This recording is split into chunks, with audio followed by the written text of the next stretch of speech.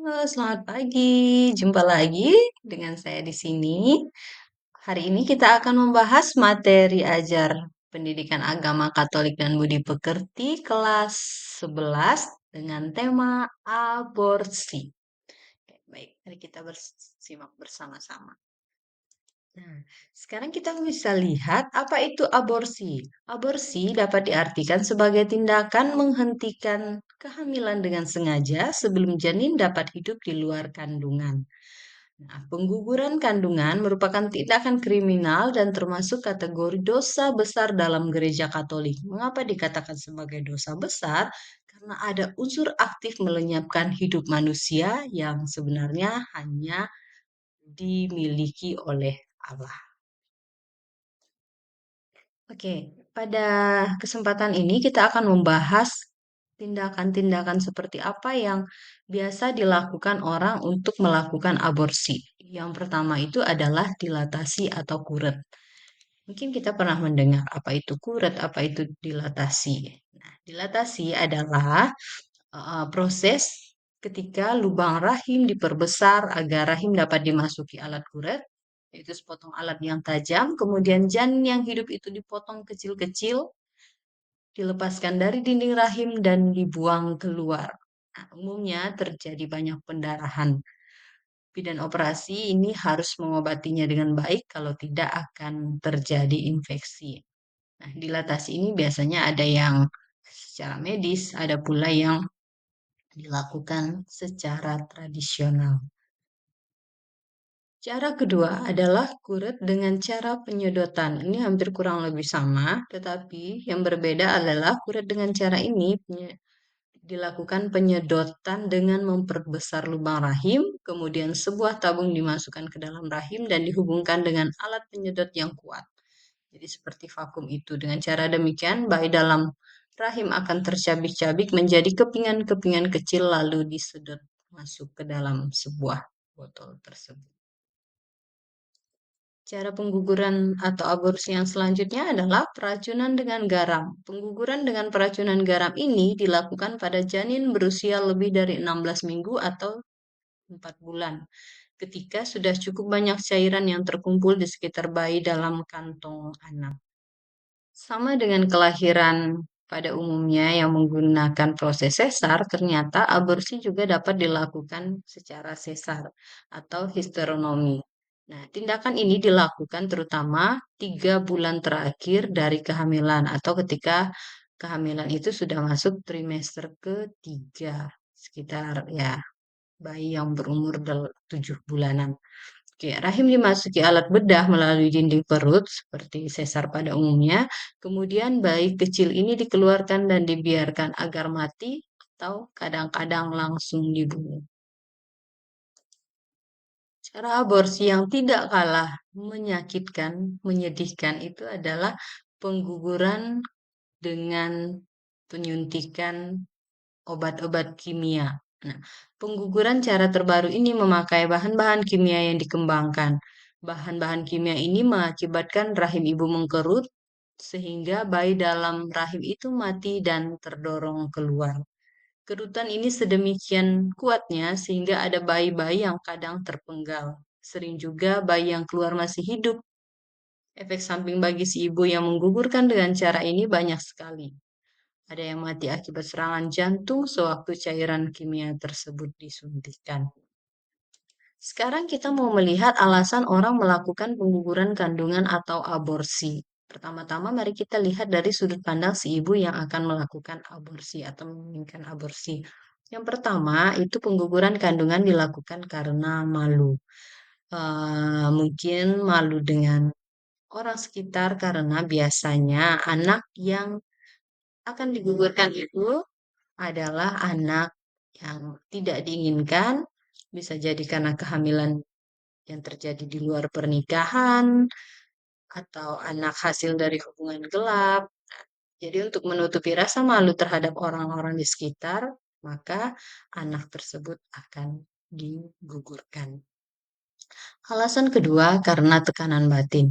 Ini bisa terjadi biasanya kepada korban perkosaan, mengalami trauma, tekanan batin, dan juga tidak siap untuk menerima keadaan itu sehingga menggugurkan kandungan.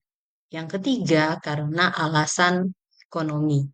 Nah, ada banyak kasus pengguguran kandungan yang didasari oleh keadaan ekonomi. Misalnya, anak sudah banyak, lalu secara ekonomi tidak mampu menghidupi, tetapi ternyata masih tetap hamil, sehingga untuk mengatasi hal tersebut dengan keadaan ya mungkin terpaksa, anak harus dikorbankan dan digugurkan.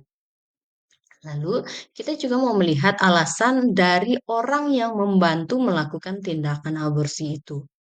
Yang pertama, alasannya mungkin saja karena uang. Biasanya, orang yang ingin menggugurkan kandungan akan rela membayar mahal untuk orang yang bisa membantunya melakukan tindakan tersebut.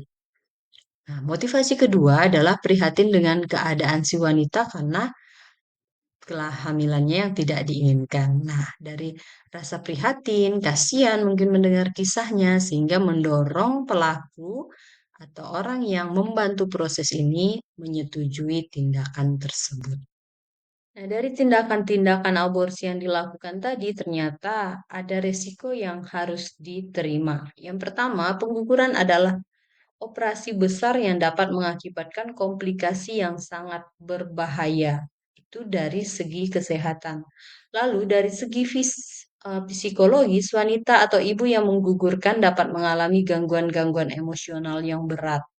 Misalnya trauma, dihantui rasa bersalah, lalu kemudian perasaan menyesal, perasaan berdosa, dan juga kalau diketahui oleh publik maka yang bersangkutan akan mendapatkan sanksi sosial dari masyarakat.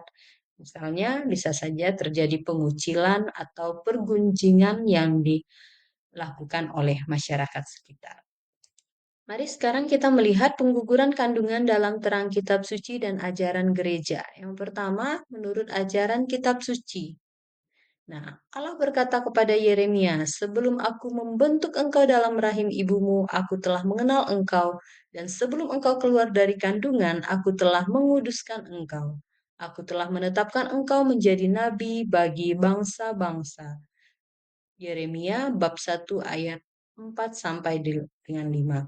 Oke. Melalui ayat ini kita bisa melihat bahwa sejak awal mula Allah telah menentukan Yeremia itu menjadi nabi atas umatnya. Jadi kehamilan itu dikehendaki oleh Allah. Sama seperti Yeremia, kita semua juga sudah ditentukan oleh Allah untuk menjadi apa.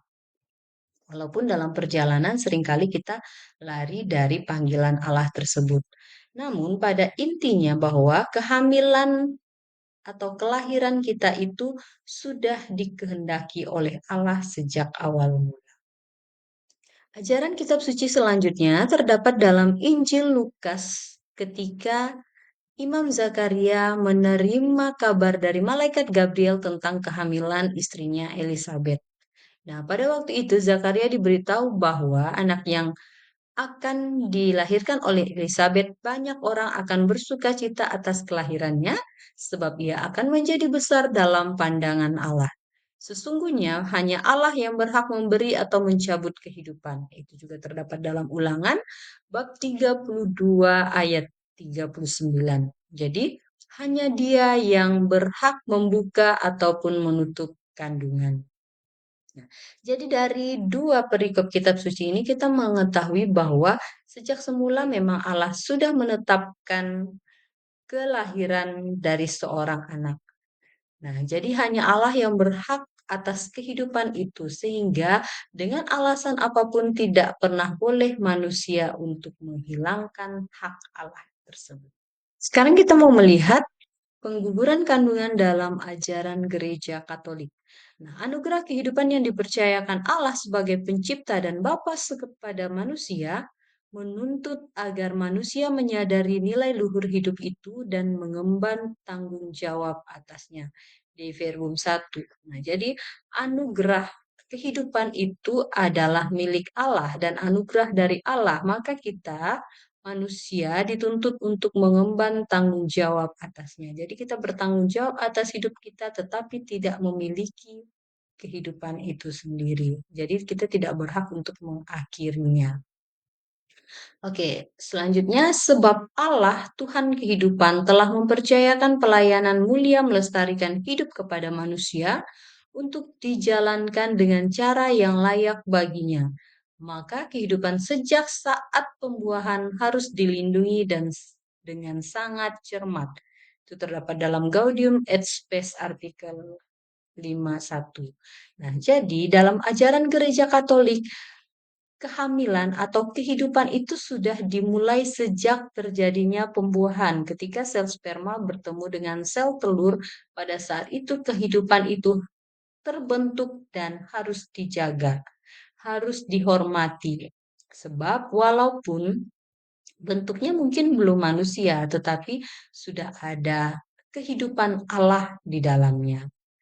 Dan selanjutnya, barang siapa yang melakukan aborsi dan berhasil, maka dia terkena ekskomunikasi. Itu terdapat dalam Kitab Hukum Kanonik 1398. Nah, jadi orang yang melakukan aborsi itu hitungannya dosa berat sehingga hukumannya adalah ekskomunikasi.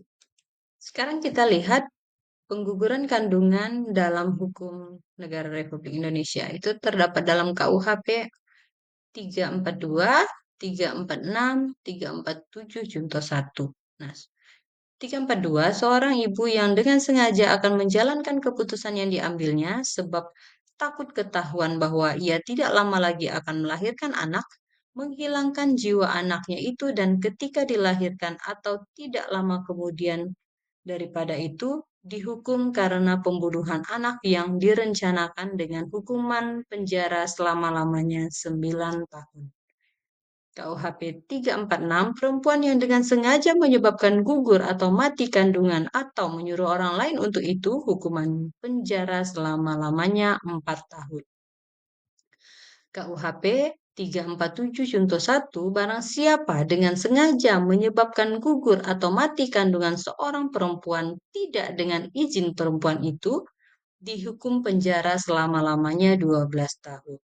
Oke, jadi yang pertama itu dari sudut pandang si ibu, dan yang 347 itu dari sudut pandang orang yang melakukan tindakan tersebut. Masih dalam KUHP, ini kita akan melihat KUHP 348 Junto 1, barang siapa dengan sengaja menyebabkan gugur atau mati kandungan seorang perempuan dengan izin perempuan itu dihukum penjara selama-lamanya 5 sampai 6 tahun. Lalu KUHP 349, jika seorang tabib, dukun beranak, atau tukang obat membantu dalam kejahatan yang tersebut dalam pasal 346 atau bersalah atau membantu dalam salah satu kejahatan yang diterapkan pada pasal 347 dan 348, maka hukuman yang ditentukan dalam pasal itu dapat ditambah 3/4 dan dapat dipecat dari jabatan yang digunakan untuk melakukan tindakan tersebut. Oke, jadi ini tentang orang yang membantu tindakan aborsi. Sekarang kita melihat langkah-langkah preventif untuk mencegah tindakan pengguguran kandungan. Yang pertama-tama untuk para remaja.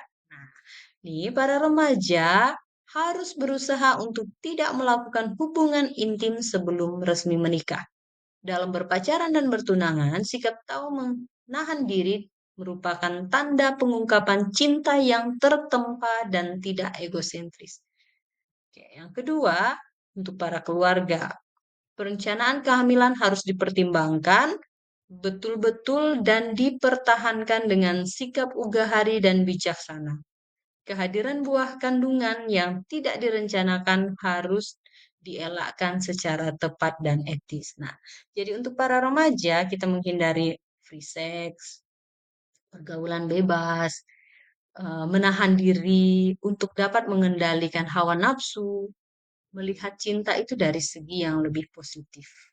Ungkapan cinta itu tidak harus memberikan diri secara utuh kepada pacar, kepada tunangan, tetapi kita memberikan hati dengan menjaga diri, menghormati pasangan atau pacar dengan tidak mengambil sesuatu yang bukan miliknya itu adalah bentuk cinta paling mendalam. Nah, dari pelajaran hari ini, apa yang bisa kita simpulkan? Yang pertama, kita melihat bahwa gereja sangat menjunjung tinggi kehidupan manusia. Aborsi bertentangan dengan kehendak Allah, sang sumber kehidupan.